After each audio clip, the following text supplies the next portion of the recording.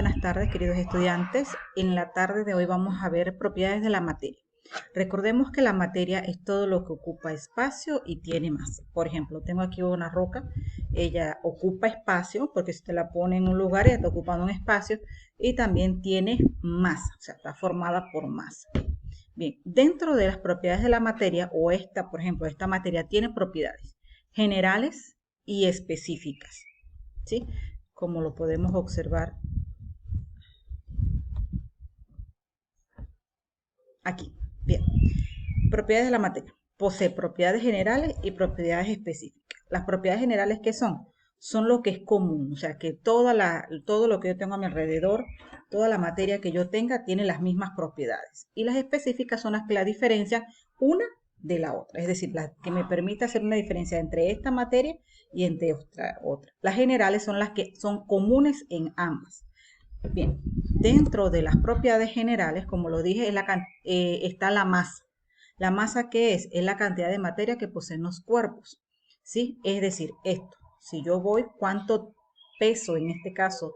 ¿Cuánta masa, cuánta cantidad de masa hay aquí en esta materia o en esta otra? ¿Sí? Es la cantidad de materia que poseen los cuerpos.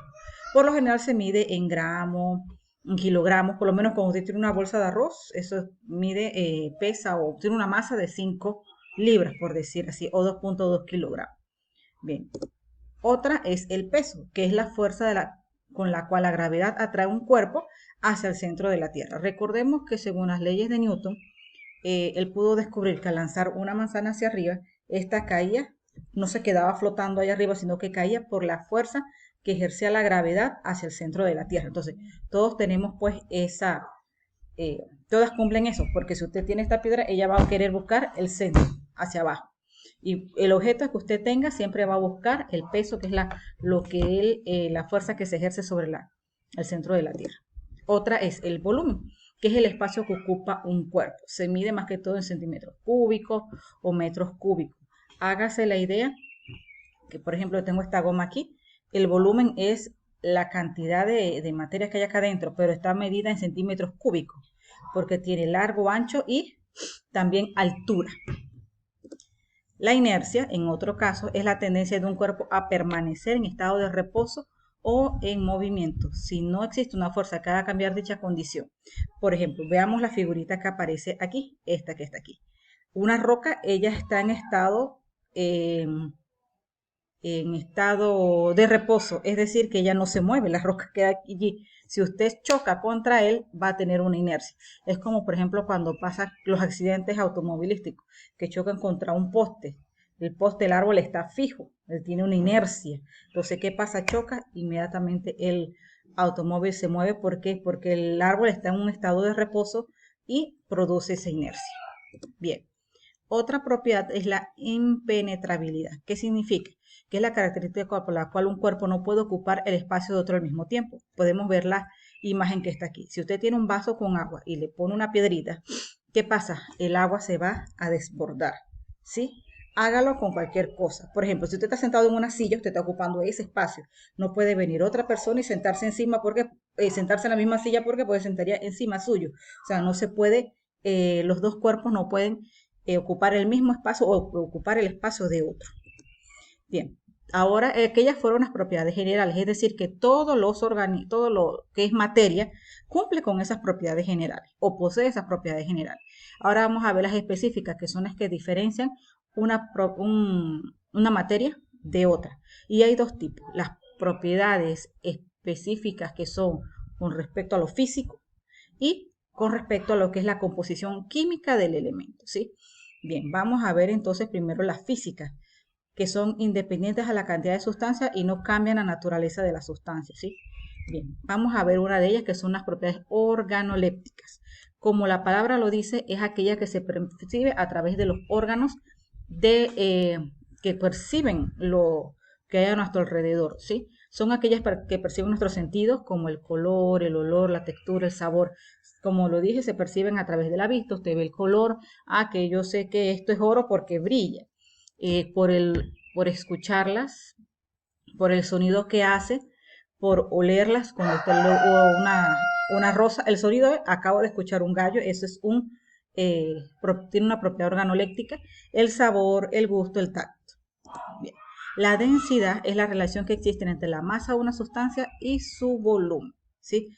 La densidad, por ejemplo, esta goma tiene una densidad pues un poco alta porque no es como el agua que se va líquida, inmediatamente cae. Esta no es un poco más densa, sus partículas están un poco más unidas que las del agua. Igual, la densidad es sumamente fuerte, grande. ¿Por qué? Porque sus partículas están sumamente unidas, es más dura. Punto de ebullición, más que todo se ve con lo que es el agua. Es la temperatura a la cual una sustancia de estado líquido pasa a estado gaseoso. Por lo menos en el caso del agua, tiene que estar a 100 grados centígrados para convertirse en evaporarse o convertirse en vapor.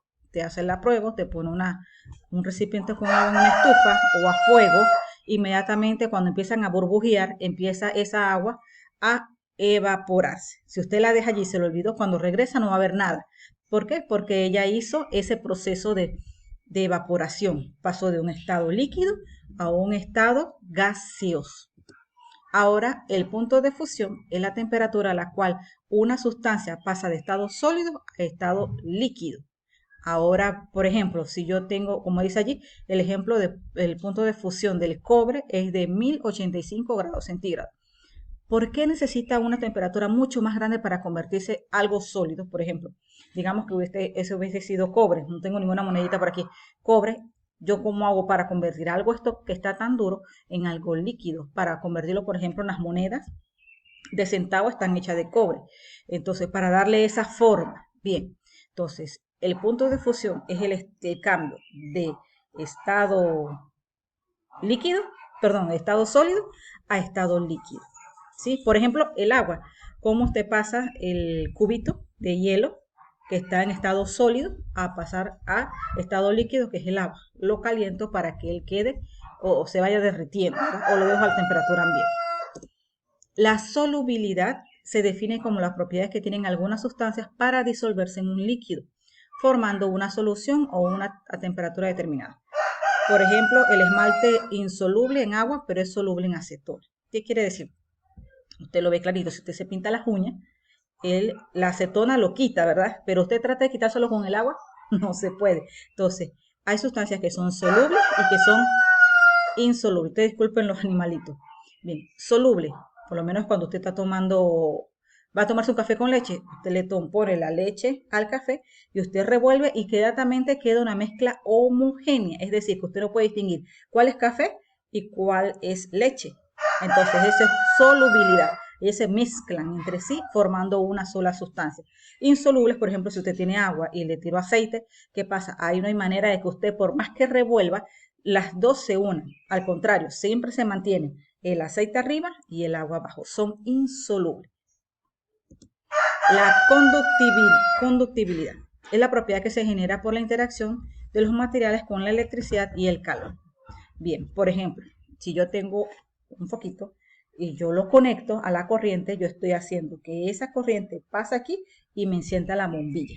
Es decir, estoy conduciendo electricidad. Hay varias sustancias que también son conductoras de electricidad. La ductibilidad entonces hace referencia a la facilidad con la que algunos materiales se dejan convertir en hilos o alambres como el cobre, la plata y el oro. Por ejemplo, vimos que el cobre se convierte en líquido a una temperatura sumamente alta, ¿verdad? 1085 grados centígrados. Cuando nosotros ya lo tenemos en estado líquido, ¿qué pasa? Ese cobre, además de convertirse en moneditas, puede convertirse en alambres, como es el que usan para el cableado de la electricidad. Ustedes lo ven que ellos están convertidos en alambres. Lo mismo se puede hacer por lo menos con la plata. Ustedes cuando las joyas, ustedes ven que se están convertidas como en hilos, el oro, para los que son los collares, o sea, me permiten, la ductibilidad sería esa capacidad que tienen algunas sustancias para convertirse en alambres. La maleabilidad, entonces, es la capacidad que tienen algunos materiales de convertirse en láminas. Por ejemplo, el cobre, el oro, la plata, el aluminio. Si se dan cuenta, el oro, cobre, plata, tienen muchas características específicas común. Entonces el aluminio también permite esa maleabilidad, me permite convertirlo en láminas. Igual el cobre usted puede contenerlos en láminas para lo que son las placas. Igual el oro, cuando son las laminitas que usan en los collares, o sea, tantos otros usos que tienen, pero es la maleabilidad, es esa capacidad que tienen de convertirse en láminas. Y más que todo lo tienen los minerales. La dureza, entonces, es la resistencia que oponen las sustancias a ser rayadas. Si yo rayo esto, esta sí se va a rayar, porque la roca, o sea, tiene dureza, pero me permite rayarla. Bien, el diamante. El diamante dice que no permite, si es legítimo, no se puede rayar. O sea, que él es completo. El diamante presenta a la dureza va de 1 a 10. Por ejemplo, este puede tener una dureza de 5, digamos. La que tiene mayor dureza es el diamante, ya que es el que más no se puede absolutamente rayar. O el más duro que se encuentra en la naturaleza. Vamos a ver ahora las propiedades químicas. Perdón, son las que describen el comportamiento que tienen sustancias cuando interactúan con otras.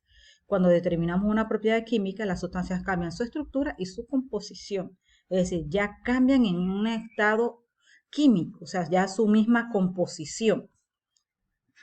Si era de una forma antes, con ese cambio o con esa propiedad, cambia a ser otra sustancia.